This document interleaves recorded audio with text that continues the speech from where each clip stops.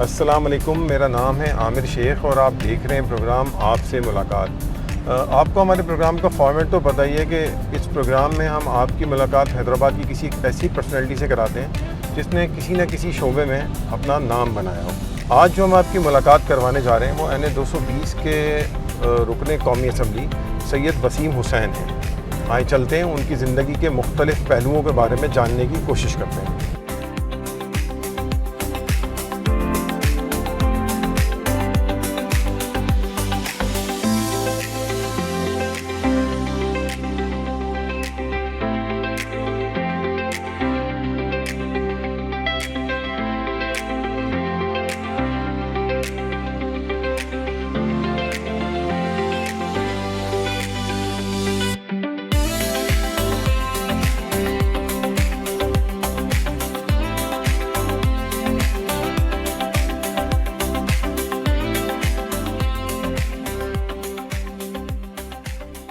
वसीम भाई, thank you so much, आपने time दिया।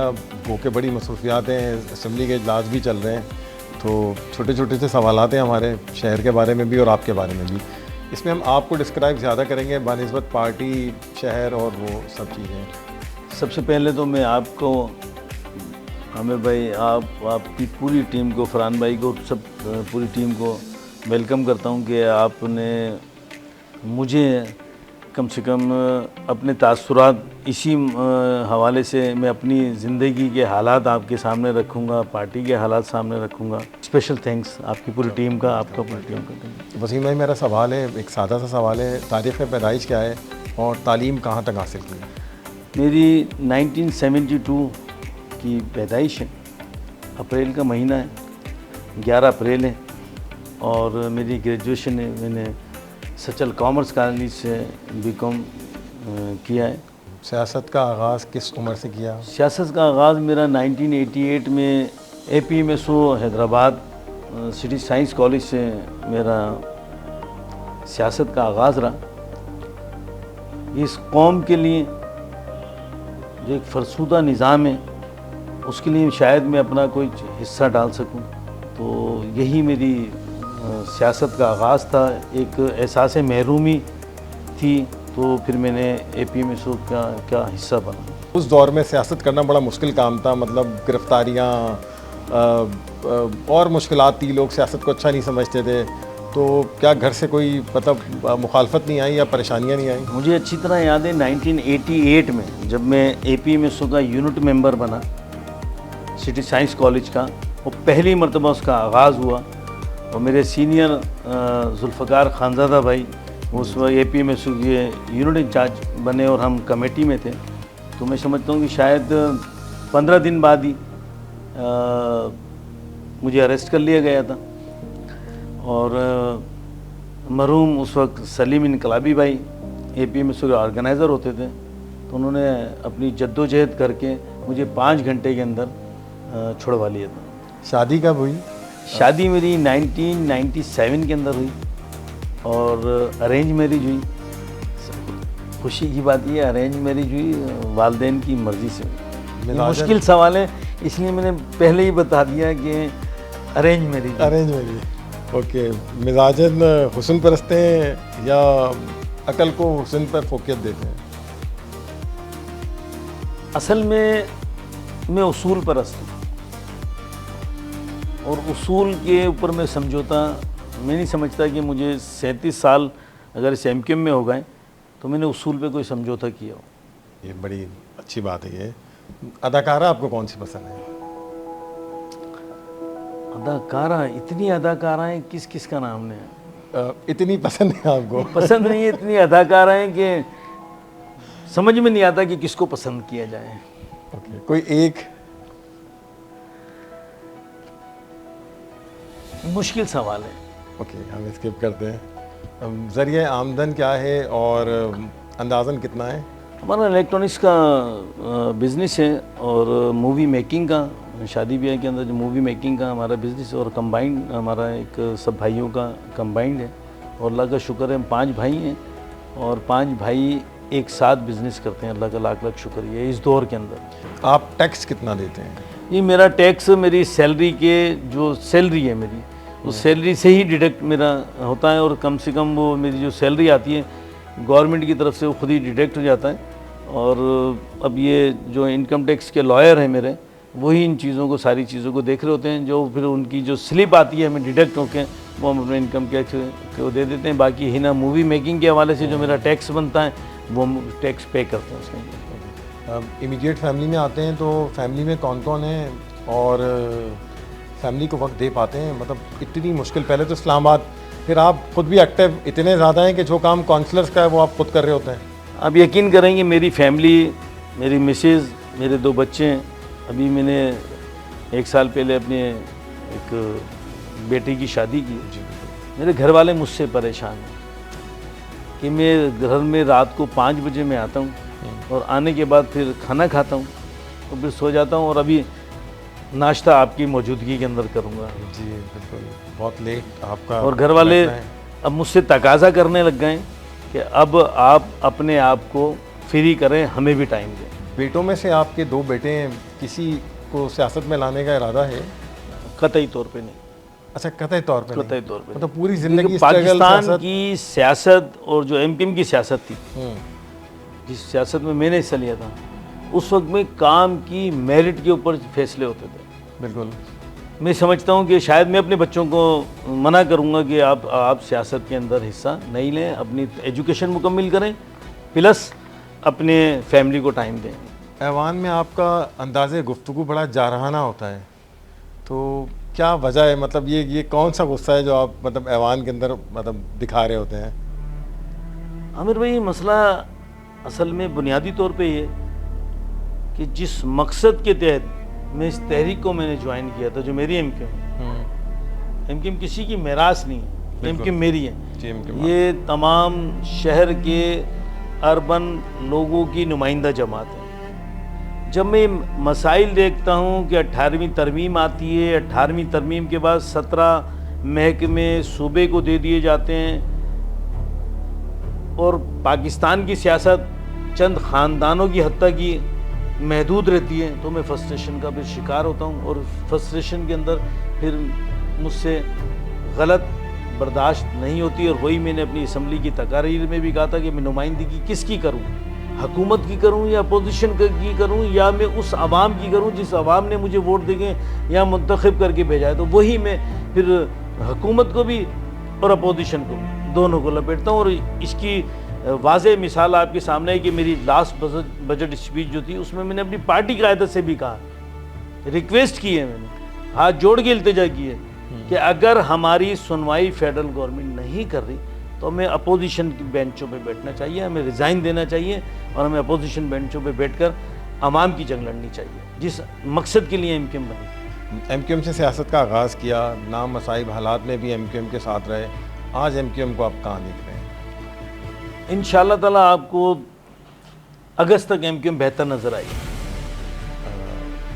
ये आप कोई जी हाँ प्रेडिक्शन कर रहे हैं? जी हाँ, अगस्त तक इंशाअल्लाह ताला एमकेएम आपको बहुत बेहतर नज़र आएगी। अंदरूनी तौर पर एमकेएम आजकल धड़ेबंदी का शिकार हो गई है, तो इस पे आप क्या कहते हैं?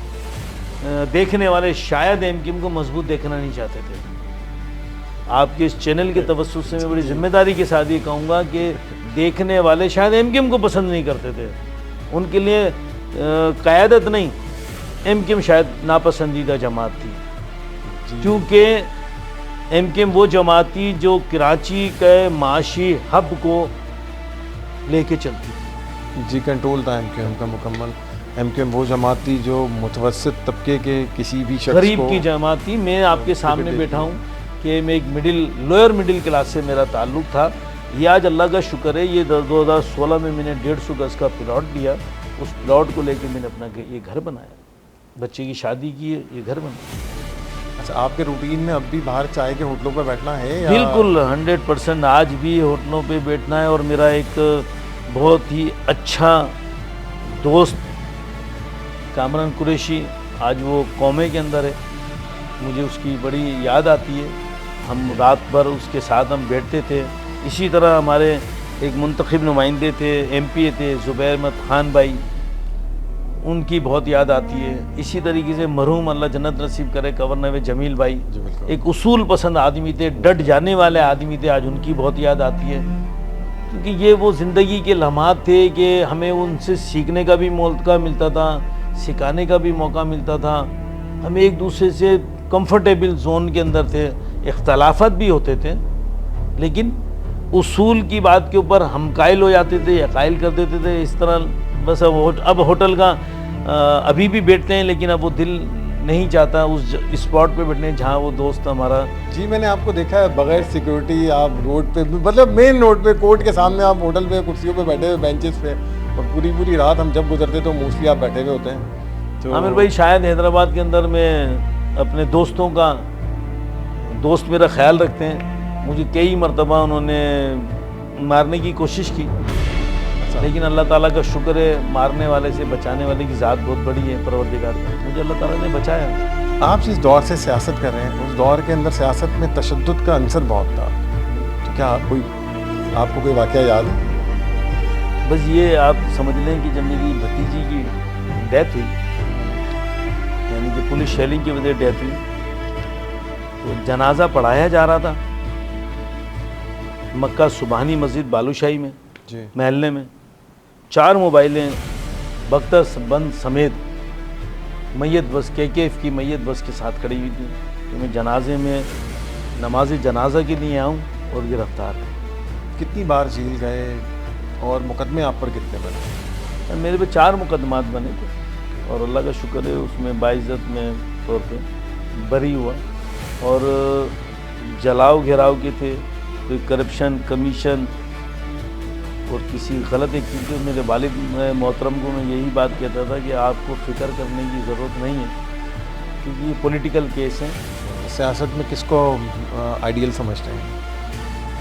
सियासत में आइडियल में खुद अपने आप को समझता हूँ। आप खुद? मैं खुद अपने आप को समझता हूँ कि मैं एक अच्छा इंसान हूँ। और देखिए, इज़्ज़त देने वाला तो कभी ख़त्म नहीं किया जा सकता। बिल्कुल। कायद आज़म मोहम्मद अली जिन्ना, अगर हम कोई भी 500 का नोट निकालें तो उस पर कायद आज़म मोहम्मद अली जिन्ना की तस्वीर लगी है। ऐसा ही है।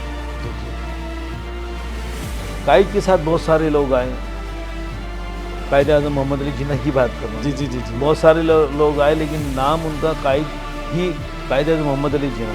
देखिए, बानी बनाने वाले को कहते हैं, बानी बनाने वाले को कहते हैं। ठीक है, इस MKM का जो परवान 1978 में बानी ने रखा, कायद ने रखा। बिल्कुल। रखने के बाद अब उस तसलसल के अंदर ये चीज़ें चल रही हैं। अब सब रहनुमा हैं, बानी वही हैं जिनको प्रेस कॉन्फ्रेंस के बाद चीज़ें करके उनसे ला ताल्लुकी क्या इख्तियार कर लिया था, लेकिन बानी तो वही थे ना, कायद तो वही थे। लेकिन अब सब रहनुमा हैं। अब ये सारी MKM की जितनी लीडरशिप है रहनुमाओं में शुमार होगी। कायद अब कोई भी नहीं है, अब कायद कोई बन भी नहीं सकता। एक कायद तो होना चाहिए, मतलब ताकि मतलब वो पार्टी को एक डायरेक्शन दे। अब ऐसा हो रहा है ना कि मतलब अब कायद बनने में बहुत सारे मतलब प्रॉब्लम्स आ रहे हैं, तो मेरा ख्याल है इलेक्शन करा के। अब देखिए, हर आदमी कायद नहीं बन सकता ना। चेयरमैन बन सकता है, कन्वीनर बन सकता है, डिप्टी कन्वीनर बन सकता है, जनरल सेक्रेटरी बन सकता है, ये बन सकते हैं। कायद नहीं बन सकता। कायद तो ख़त्म ना, अब कायद वाला प्रोसेस तो नहीं है। अब तो कन्वीनर और चेयरमैन नहीं बन सकते हैं, और अब हर आदमी को कायद बनना भी नहीं चाहिए। वसीम भाई, 22 अगस्त के बाद आप PSP को प्यारे हो गए थे, लेकिन कुछ ही अरसे के बाद आपने ORC ज्वाइन कर ली, तो मतलब ये क्या था इतनी जल्दी शिफ्टिंग? देखिए, 1 अप्रैल थी PSP ज्वाइन करने का, तो समझना अप्रैल फुल मनाया था। और 16 दिन बाद जब फारूक सत्तार भाई मेरे घर पे आ गए वापस, ये अल्लाह का शुक्र है कि उसके बाद हैदराबाद से कोई कारकुन गया नहीं। ये मेरे लिए ये एजाज़ और ऑनर की बात है, उसके बाद कोई गया नहीं। शायद मुगलिया, मैंने अपनी प्रेस कॉन्फ्रेंस में भी कहा था, मुगलिया सल्तनत ख़वातीन पे तबाह हो गई थी, शायद मैं अपने दोस्तों की मोहब्बत में गिरफ्तार हूँ। आप एक बार MPA बने, 2 दफ़ा MNA बन चुके हैं आप, क्या मुतमईन हैं आपने आवाम के जो वोट हैं उनका हक अदा किया है? अल्लाह का लाख लाख शुक्र है। मेरे 2008 से 13 का पीरियड देख लें, लोगों से मालूम करें, 13 से 18 का पीरियड देख लें, मैं सूबे में था, उस सूबे में जो हमने डेवलपमेंट के काम कराए वो सबके सामने। अब आप मिनिस्टर नहीं हैं, आपको मिनिस्ट्री नहीं मिली, लेकिन आप एमक्यू में मिनिस्टर वाला पावर रखते हैं, तो इसके पीछे कोई खास सपोर्ट हासिल है आपको? मेरी माँ की दुआएं। अच्छा, आपके मुखालिफ आप पर फॉर्म 47 का इल्ज़ाम लगाते हैं, अगर ऐसा नहीं है तो आप इन पर हतक इज़्ज़त का दावा क्यों नहीं करते? सर मसला ये है कि अगर मैं फॉर्म 47 की ख्वाहिश रखता हूँ तो मैंने असम्बली में ही कहा था कि आज भी कल मेरे सामने जो फॉर्म 47 की कहते हैं इलेक्शन लड़ें, तो फिर आप इस्तीफ़ा क्यों नहीं देते? अगर मैं 47 का रिज़ाइन देता हूँ प्रेसिडेंट ऑफ पाकिस्तान की सीट हिल जाएगी, इसलिए मैं रिज़ाइन देने के लिए तैयार नहीं हूँ। आप पावर डिवीज़न की स्टैंडिंग कमेटी के रुकन बने हैं और शहर हैदराबाद का सबसे बड़ा मसला ही बिजली है, कितना काबू कर सके इस मसले को आप? अल्लाह का लाख लाख शुक्र है कि मुझे 28 माह हो गए एमएनए बने, और इधर 28 माह में मुझे कम से कम मैंने 500 से ज़ायद ट्रांसफार्मर लगवाए, जिसमें तकरीबन 250 ट्रांसफार्मर 175 से ज़ायद ट्रांसफार्मर नए लगवाए। जी, और आपका क्या शानदार दौर था जब आप जॉइंट सेक्टर इंचार्ज थे, तो क्या एमक्यूएम ने इससे अच्छा दौर शायद ही देखा होगा, जो पावर, इज़्ज़त, इख्तियारात, ये सब चीज़ें एमक्यूएम के पास उस ज़माने में। आमिर भाई, आज आपको मैं एक बड़ी जिम्मेदारी के साथ एक जुमला अदा करने जा रहा हूँ, आज भी वही वक्त आ सकता है। अच्छा, इसको मजबूत करना पड़ेगा। कैसे होगा? इसको मजबूत करना पड़ेगा। नहीं, इसको मजबूत करें, अपोजिशन में हो या गवर्नमेंट में हो। वसीम भाई, हमने आपके हलके में भी और कुछ आपकी फैमिली मेम्बर से भी बातचीत की थी, सुनते हैं वो आपके बारे में क्या राय रखते हैं। मैं सैयद वसीम हुसैन का बड़ा बेटा हूँ, हम 2 भाई हैं, और अब्बू तालीम के मामले में ज़रा सख्त हैं शुरू से ही, और मैंने एलएलबी किया है अपना, और उसके अलावा पॉलिटिकल साइंस में मैंने ग्रेजुएशन की है। एक लड़के का आइडियल उसके वालिद होते हैं, तो बिल्कुल अब्बू आइडियल हैं। अगर बहन भाइयों के नंबर्स लिए जाएं तो उनका चौथा नंबर आता है, और भाइयों में नंबर लिया जाए तो उनका तीसरा नंबर आता है। और अल्लाह रब्बुल इज़्ज़त, वो बचपन की यादें हमारी ताज़ा हैं, बिल्कुल एक एक लम्हा, एक एक पल वो कौन भूल सकता है कि जिस तरह से हम बचपन में एक साथ मिलकर खाना खाया करते थे। जब वो स्कूल में पढ़ते थे, छोटे थे, तो बहुत सारी बातें हैं। वो एक दफ़ा बीमार हो गए थे, तो उनके सर में मुझे याद है कि जख्म हो गए थे, तो वो बड़ा उस वक्त वो हमारे लिए क्रूशियल पीरियड था। मेरा ख्याल है कोई 7-8 साल के होंगे वैसे। बहरहाल वो एक बचपन में भी हम साथ खेलते थे, सारी क्रिकेट वगैरह भी हमने उनके साथ खेली है। मेरे वालिद जो हैं शहर से एमएनए भी हैं, और दीगर इश्यूज़ पे शहरी हवाले से अवामी मसाइल को उजागर करते भी नज़र आते हैं, चाहे नेशनल असम्बली हो या ऑन ग्राउंड। अगर मैं हैदराबाद की बात करूं तो वो उन इश्यूज़ को रेस करते हैं। और जहां तक रही बात घर की, तो घर में हाँ वो काम होते हैं, जिस तरीके के वो इंटरव्यूज़ पे दिखते हैं उस तरह नहीं होते कि हर वक्त गुस्से में हो या अवामी मसाइल पे बात कर रहे हो। और भी दीगर बातें होती हैं, घर के हवाले से होती हैं, घरेलू हवाले से होती हैं। रिश्तों के हवाले से बड़ा हसासियत रखता है, इस मामले में बहुत हसास है वो, चाहे वो दोस्तों के रिश्ते हों चाहे घर के रिश्ते हों, इस मामले में बड़ा हसास है। और जहाँ उसकी बहुत सारी जो है वो खूबियाँ हैं, उसमें खामी भी जो मैंने देखी इस 30-35 साल के अरसे में उसके साथ जो साथ गुजरा, जज्बाती बहुत है। एकदम जो है वो किसी बात के ऊपर रिएक्ट कर देता है, तो वो एक इतना आदमी मुनाफिक नहीं है, जो उसके चेहरे पे वो होता है, जो दिल में होता है उसके चेहरे पे आ जाता है, पता लग जाता है कि यार ये नाराज़ है, ये खफा है, गुस्सा है। तो ये मैं उसको कहता हूँ कि तुम सियासत कर रहे हो, थोड़ा ये चीज़ को तुम कंट्रोल भी क्या करो। जी वसीम भाई, ये आपके दोस्त और फ्रेंड एंड फैमिलीज़ का आपके लिए कहना था, वो आपकी बीमारी आपके भाई को याद थी, और जो राशिद मुमताज़ भाई हैं वो तो यही कह रहे हैं कि जो आजकल दौर है, मतलब बंदे को थोड़ा सा ना मतलब डिप्लोमेटिक होना चाहिए, बनिस्बत इसके कि वो स्ट्रेट फॉरवर्ड हो। वो मुखालफीन बढ़ा लेता है, दुश्मनियाँ बढ़ा लेता है, फिर आप तो उसकी मिसाल भी है ना। वसीम भाई, ये इसके साथ इस जुमले में ये कहूँगा, हज़रत अली करमल्लाह वजह रज़ियल्लाहु ताला अन्हु का कौल है, जिसके दुश्मन नहीं वो मुनाफिक है। कोई ऐसा काम है आपको याद है जो आप समझेंगे आपने मतलब ये बहुत अच्छा काम किया, या मतलब आप समझते हैं कि ये काम है जो मेरे लिए बहुत है, मेरे शहर के लिए बहुत है, मेरे इलाके के लिए बहुत है, या मेरी पार्टी के लिए बहुत है? मुझे अच्छी तरह याद है कि जब रूस का और इनका कोई हो रहा था, और हमारे यूक्रेन और क्या नाम है रशिया का जो झगड़ा था, उसके अंदर हमारे पाकिस्तान के और हमारे हैदराबाद शहर के कुछ बच्चे मुझे अच्छी तरह याद है, जुनेद खानज़ादा भाई जिस वक्त प्रेसिडेंट हैं हैदराबाद प्रेस क्लब के एक्सप्रेस के ब्यूरो चीफ और बड़े भाइयों की तरह हैं, उन्होंने मुझे कहा कि वसीम इस तरह का मैटर है और वहाँ पे बच्चे बहुत परेशान हैं, फैमिली है बहुत परेशानी के अंदर। तो मैंने फिर वहाँ पे जो हमारे मिनिस्टर हैं उनसे रब्ता किया और उनसे रब्ता करके बहुत कोशिश स्ट्रगल करने के बाद स्पीकर हमारे अयाज सादिक भाई का इसमें एक बहुत बड़ा रोल था, फिर सारी चीज़ों को मैनेज करा और उनको अल्लाह ताला की फजल करम से पाक परवरदिगार के साथ थे उनको लेके यहाँ तक। इसी तरीके से हमने सबसे एक अहम इशू था कि हमारे साबिक जो एमएनए थे और हैदराबाद के अंदर एक आपने देखा होगा टंडो यूसुफ फाटक है जी, वो बड़ा मुश्किल से लोग टंडो यूसुफ फाटक पे हम खुद परेशान होते हैं। जब हम अपने वालिद की कब्र पे जाते हैं तो हम एक घंटा वहाँ फाटक के ऊपर खड़े रहते हैं। जी। हमारे साबका एमएनए ने भी बहुत कोशिश की कि उसको कंटिन्यू करने के लिए कि उसको किसी तरह पास कराने, ये अल्लाह ताला जो करता है, बस अल्लाह जिससे जो काम लेना चाहे।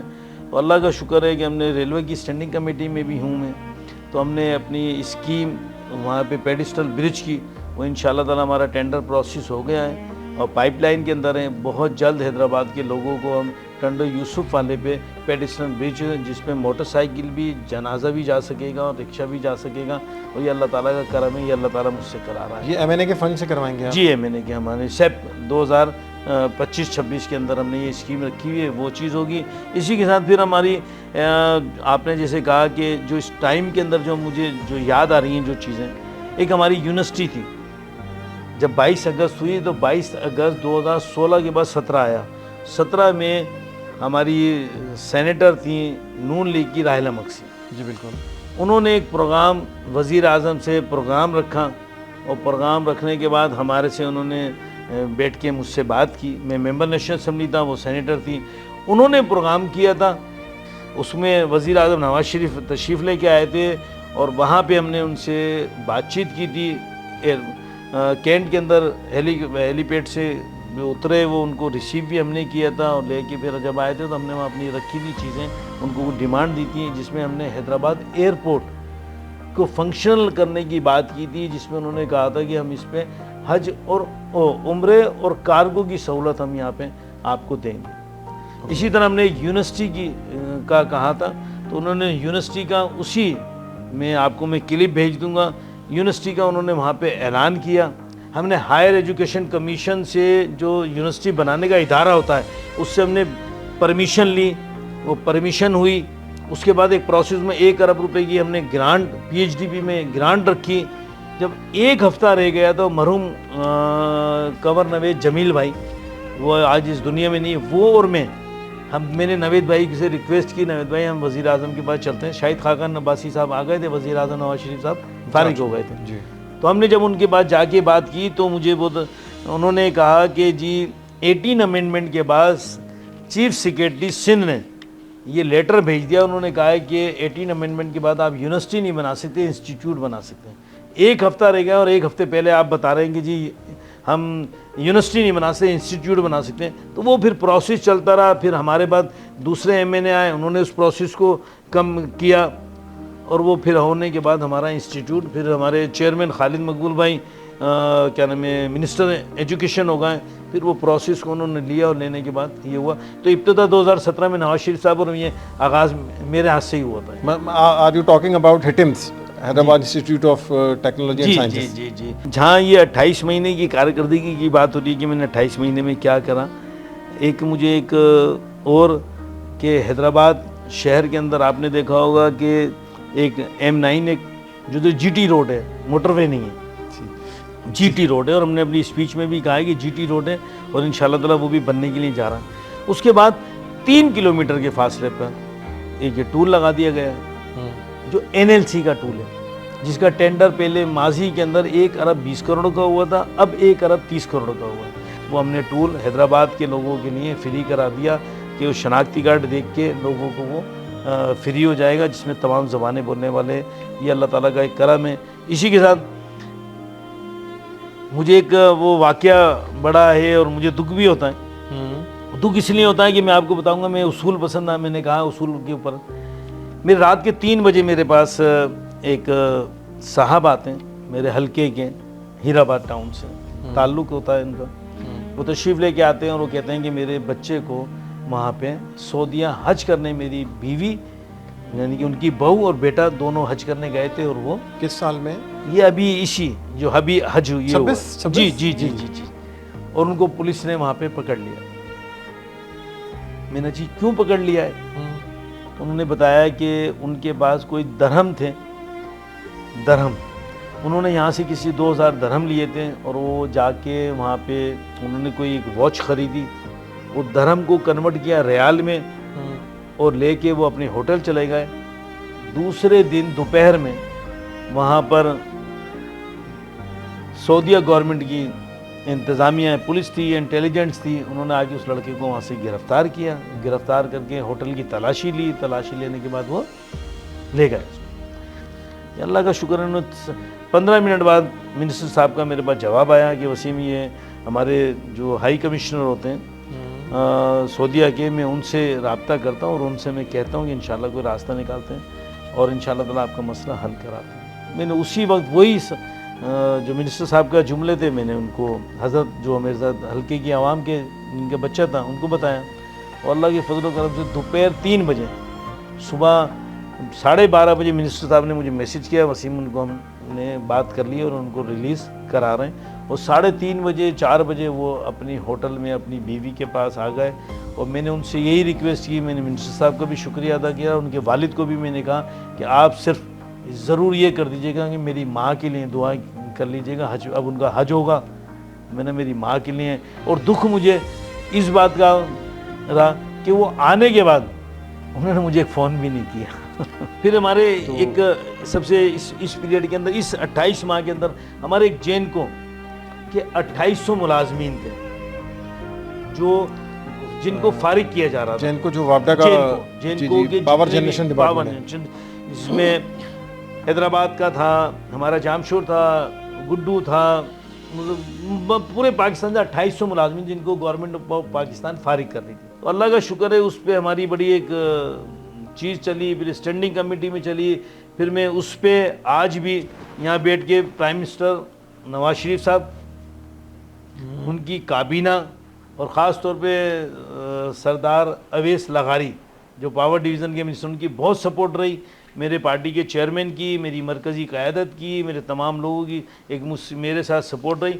और अल्लाह के फजल करम से वो एडजस्ट हुए और मुझे पूरे पाकिस्तान से, मुझे मेरी पार्टी को, MQM को पूरी जो पजीराई मिली, मैं समझता हूँ कि वो मैं आज तक उन तमाम लोगों का शुक्रिया अदा करता हूँ जिन्होंने मुझे इज़्ज़त दी और उनके रोज़गार बचाने में। अल्लाह रोज़गार देने वाला तो पाक परवरदिगार की ज़ात है, लेकिन वसीला हम लोग बने। आखिरी जुमला ये कि मैं समझता हूँ कि हुकूकुल इबाद अल्लाह माफ़ नहीं करेगा।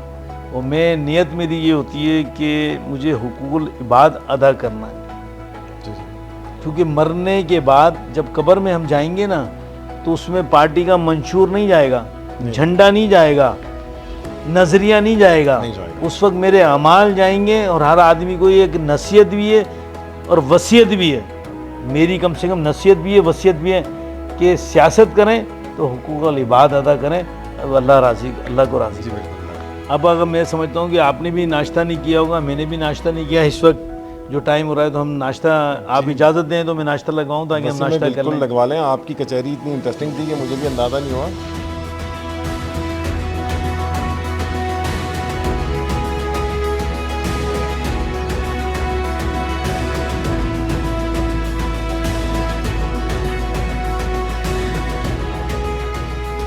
हैदराबाद का सबसे अच्छा इलाका कौन सा लगता है?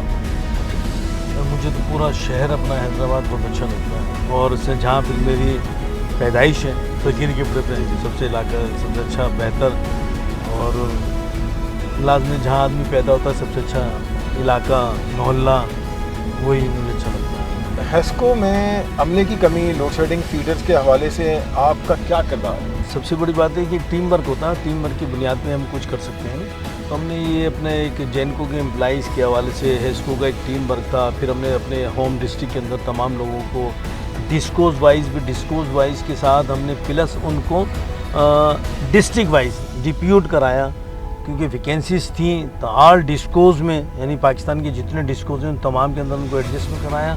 तो मैं समझता हूँ कि मुझे अल्लाह को राज़ी करना था और अल्लाह को राज़ी किया, और मेरी पार्टी के पूरी की पूरी जो मेरे चेयरमैन से लेके तमाम मरकज़ी काबीना, मेरा पार्लिमानी लीडर, डिप्टी पार्लिमानी लीडर, मेरा चीफ व्हिप, सबकी एक सपोर्ट रही, और उन्होंने मुझे आगे बढ़ के मुझे सपोर्ट किया और कहा कि ये काम आप करें, कहीं परेशानी होगी तो हम करें। तो ये टीम वर्क की शक्ल के अंदर हम ये काम करने में कामयाब हैं।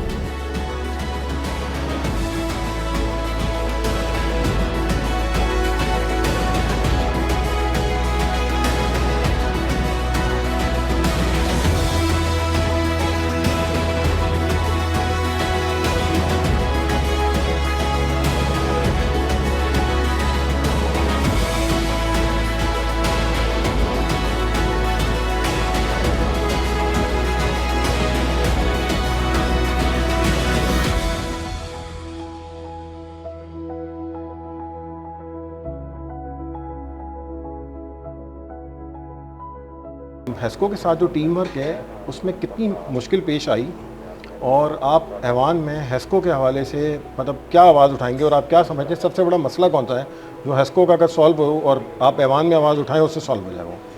देखिए, एक अभी करंट इशू चल रहा है हेस्को का और दीगर 3 डिस्कोस का। मिनिस्ट्री की तरफ से ये चीज़ है कि उनको निजकारी के ऊपर लेके जाने की कोशिश की जा रही है। तो इंशाल्लाह ताला हम इसकी कम से कम अपने हेस्को नहीं, पाकिस्तान के तमाम डिस्कोस की निजकारी के ख़िलाफ़ हम बात करेंगे कि निजकारी नहीं होनी चाहिए। ये हमारा उसूली मौक़िफ़ है। ट्रांसफार्मर के जो मामलात हैं वो किस हद तक या किस साल तक काबू पा लिया जाएगा उन पर? जब तक चोरी पे काबू नहीं पाया जा सकता, जब तक ये ट्रांसफार्मर जलते रहेंगे। ट्रांसफार्मर कभी भी नहीं उड़ता है, ट्रांसफार्मर सिर्फ उस सूरत में उड़ता है जब चेंज ओवर लगाया जाए। मैं टेक्निकल आदमी नहीं हूँ, टेक्निकल टीम तो हमारी कंपनी की ये, और मैं तर्जुमानी कोई हेस्को की तर्जुमानी नहीं करूँगा, लेकिन जहाँ चोरी होती है, जहाँ ट्रांसफार्मर के अंदर चेंज ओवर होता है, चेंज ओवर से ट्रांसफार्मर उड़ता है। अगर वैसे ज़्यादा लोड से उड़ेगा तो राड चली जाएगी, पट्टी चली जाएगी, ये चीज़ जाएगी। जब ट्रांसफार्मर की कॉइलें जड़ने का, धमाका, आयल फेंक देना, दीगर, वो चेंज ओवर की वजह से होता है। और चेंज ओवर को मैं समझता हूँ कि तमाम, मैं आज आपके चैनल के तवज्जुह से भी हैदराबाद के शहरियों को, अपने वोटर्स को, हैदराबाद के तमाम लोगों को यही पैगाम देना चाहूँगा, वो कोई भी ज़बान, कोई भी मसला किसी भी फ़िरके से ताल्लुक़ रखते हो कि चेंज ओवर ना लगाएं। चेंज ओवर से ट्रांसफार्मर उड़ता है और इसी की वजह से फिर लोगों को परेशानी होती है। जो बिल दे रहा है उसको भी परेशानी, जो बिल नहीं दे रहा है उसको तो परेशानी है ही।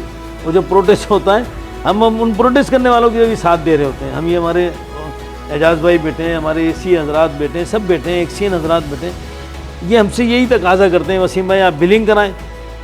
आप हमसे लड़ते हैं, आप हमसे झगड़ते हैं, आप ट्रांसफार्मर भी ले लेते हैं बिलिंग के लिए। तो मैं इसीलिए आज इन्हीं की तवज्जुह से, अपने तवज्जुह से हैदराबाद की आवाम को भी कहूँगा कि बिजली का बिल ज़रूर अदा करें भाई। अगर बिजली का बिल अदा नहीं करेंगे तो किस तरह चीज़ें चलेंगी।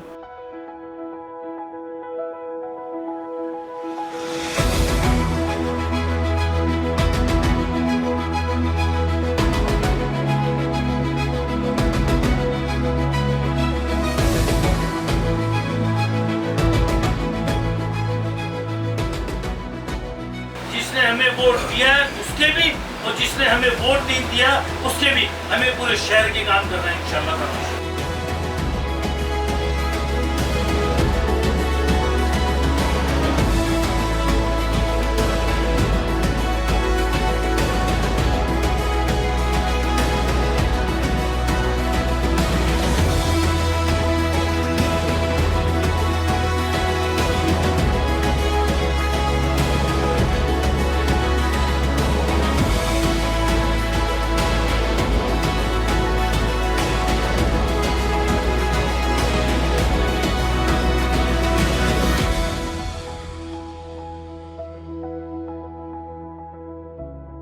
वसीम भाई, आपकी शहरी मसाइल पे बड़ी ग्रिप है। आपकी पार्टी कभी मतलब पीपल्स पार्टी मतलब वफाक के साथ तो समझे पीपल्स पार्टी के साथ भी है, इससे आपका वोटर कंफ्यूज नहीं हो रहा?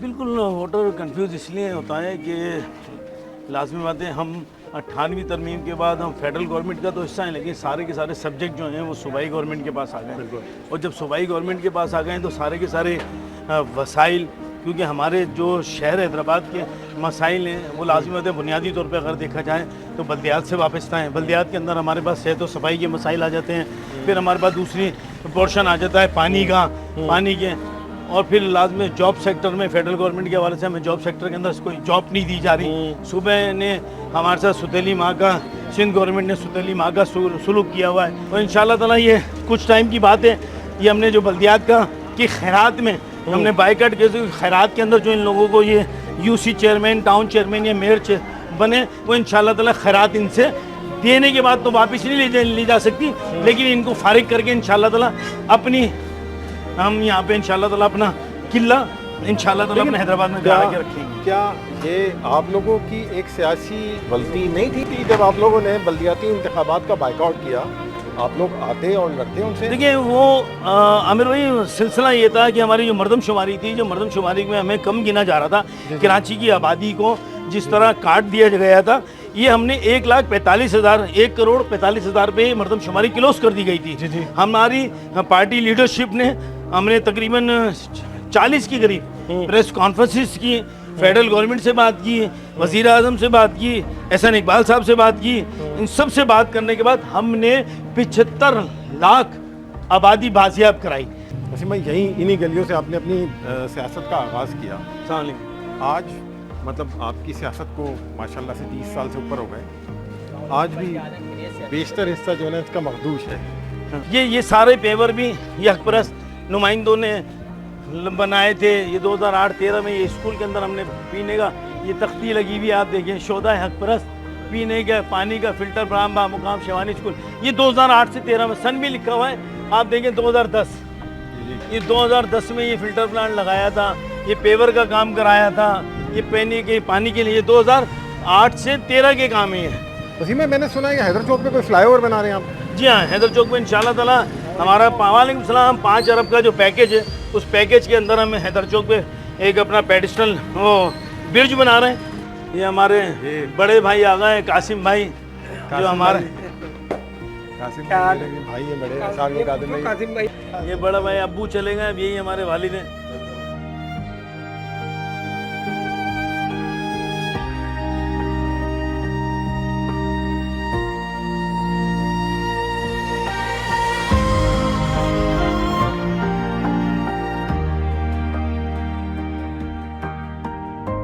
मेरे लिए सब घर के फैमिली, अम्मी अब्बू हों या भाई हों या भाभियाँ हों या बच्चे हों या मेरी मिसेज हों बच्चे हों, सब मेरे लिए बराबर।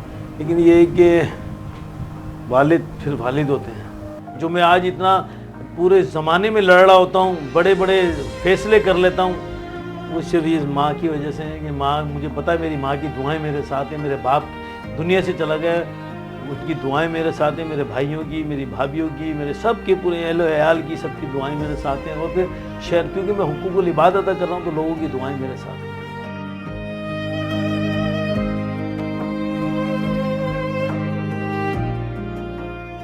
चल पे हाथ रखो।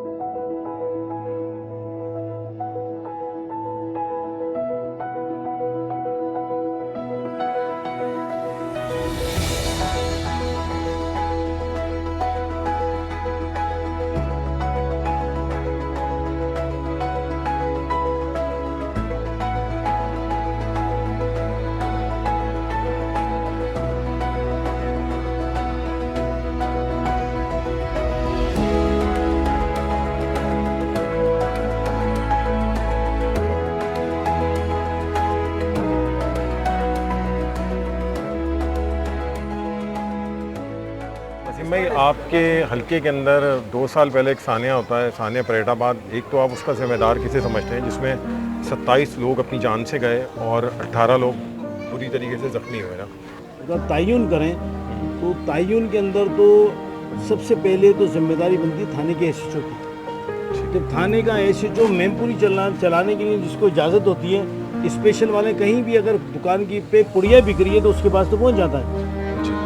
लेकिन थाने का एसएचओ जब वो गलत काम हो रहा होता है, वहाँ फीलिंग हो रही होती है, तो उसकी नॉलेज में वहाँ से पैसे ले लिए जाते हैं। और मैं समझता हूँ इसमें तमाम की तमाम जिम्मेदारी मैं सिंध गवर्नमेंट पे आयद करता हूँ और फेडरल गवर्नमेंट के ओकरा पे आयद करता हूँ कि ओकरा ने अपनी जिम्मेदारी क्यों महसूस नहीं की।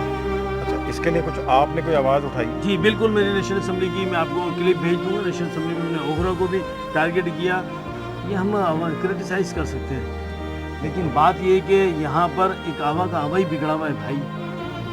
इसीलिए तो हम कह रहे हैं कि अब बहुत देर हो चुकी, अब एहतसाब हो जाना चाहिए। करप्शन से याद आया कि इसी हल्के में, आपके हल्के में एक फ्लाईओवर है जो गुज़िश्ता 2008 से जो है ना, मतलब देखिए आपको याद होगा, मैं आपको याद दहानी कराता चलूँ कि वो फ्लाईओवर भी डिस्ट्रिक्ट नाजिम कबर नवेद मरहूम जमील भाई के दौर में शुरू हुआ था, और जब इख्तिताम हुआ तो वो पेंडिंग का था। अब ये जिम्मेदारी किसकी थी भाई? डिस्ट्रिक्ट नाजिम, अब क्या नाम है, जो निज़ामत का टाइम था ख़त्म हो गए, अब ये जिम्मेदारी की सिंध गवर्नमेंट थी, जिसके नाम पे बेनज़ीर भुट्टो फ्लाईओवर था यार, उसी में शर्म गैरत कालो बना दो यार, अल्लाह माफ़ करे।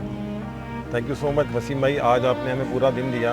आपको हमने मतलब सुबह से लिया, किस तरीके से आप अपने हल्के में काम करवा रहे हैं, किस तरीके से लोगों से मिलते हैं, बड़ा आप मतलब लोगों से क्लोज़ हैं, मार्केट एसोसिएशन से आप बड़ा क्लोज़ हैं। तो मैं आपका शुक्र अदा करता हूँ कि आपने हमें पूरा दिन अपना दिया। और इसी हम एक जगह आपको और लेके चलते हैं, वहाँ पे हमने अवामी एक प्रोग्राम रख रखा है, वहाँ हम आपको लेके चलते हैं। हम बिल्कुल चलते हैं, और नेक्स्ट टाइम भी हम आपको इसी तरीके से लोगों से मिलवाते रहेंगे जो हैदराबाद की डिग्निटीज़ हैं और हैदराबाद की सेलिब्रिटीज़ हैं। तो मुझे इजाज़त दीजिए और आप देखते रहिए हैदराबाद टाइम्स।